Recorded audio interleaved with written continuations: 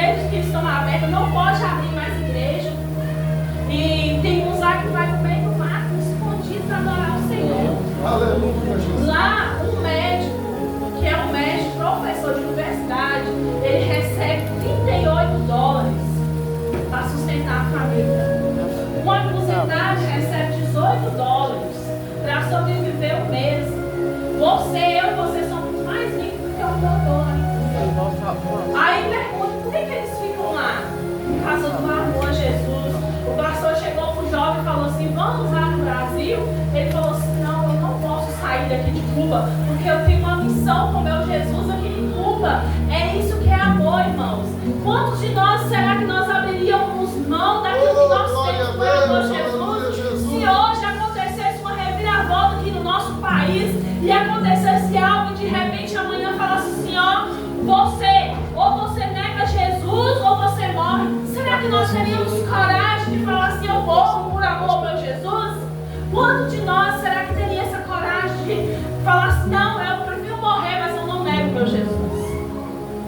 É difícil, irmãos, é uma realidade, isso é difícil, mas é isso que nós devemos fazer. Os apóstolos lá passaram por isso, martírio, sofrimento por causa de Jesus. Aí a gente fala, eu sofre nada, irmão, nós não sofremos. Aleluia. Aqui nós não sofremos.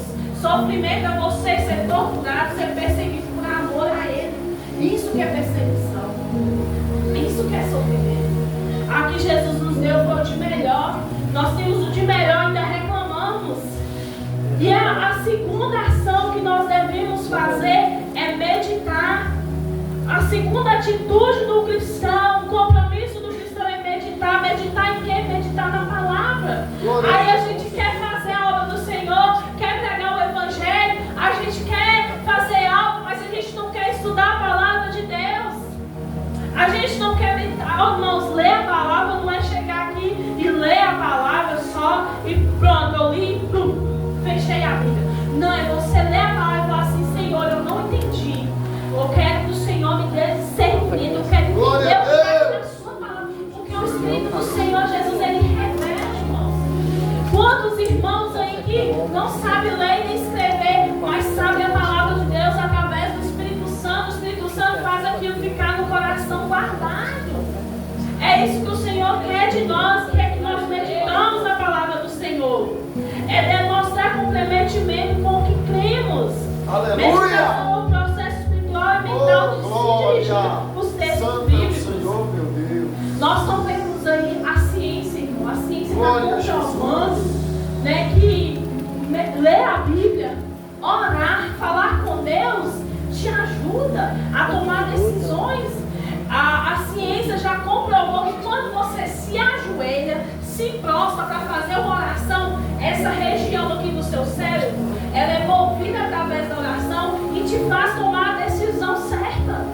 A própria ciência está reconhecendo que sem Jesus, sem Deus, o mundo não conseguimos. Glória a Deus. E às vezes a gente quer que Deus faça por nós, mas nós não temos um pouquinho de interesse de parar um pouquinho do nosso tempo, do nosso dia e falar, Senhor Jesus, hoje eu quero ouvir a tua voz. Ouvir a voz do Senhor não é chegar aqui na igreja e esperar alguém falar com você, não. Ouvir a voz do Senhor é você chegar na sua casa, no seu quarto, dobrar o seu joelho, sentar na sua cama, ler a palavra do Senhor, irmãos. Não há profecia melhor. Aqui na Bíblia nós temos milhares de promessas feitas através da palavra do Senhor para mim e para você. Essa palavra aqui, ela entra na nossa alma, ela penetra, ela nos fala que é uma espada de 66 gumes que atravessa a alma e a medula. A palavra do Senhor, ela tem o poder de entrar na nossa alma. Quantas vezes a gente precisa ouvir a palavra do Senhor, a voz do Senhor, uma resposta de Deus, e abrimos a palavra para ver o que o Senhor está falando conosco, e Ele nos responde através da palavra. Mas para que isso aconteça, nós temos que ter compromisso com o Senhor. Nós temos que obedecer ao Senhor. Nós temos que anunciar o Senhor. Amém. Nós temos que meditar na palavra dele e viver o que está na palavra, irmãos.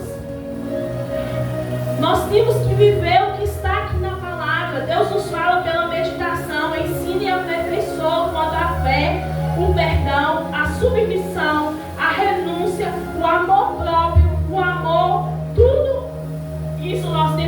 praticar. Deus opera em nossa maneira de pensar. É importante preparar um horário para meditação. Está escrito em Salmos 119, 97. Nós precisamos separar um tempo, irmãos, para meditar na palavra do Senhor. Glória a Deus. Deus nos deu 24 horas. É impossível que dentro dessas 24 horas nós não temos 10 minutos do dia para separar, para ouvir a voz do Senhor falar conosco. Às vezes, irmãos, é difícil, o inimigo ele nos cega tanto, porque a gente já levanta o dia, principalmente nós mulheres, a gente já levanta o dia igual Marta. Tem Marta e Maria, né? A gente já levanta igual Marta, já quer fazer tudo.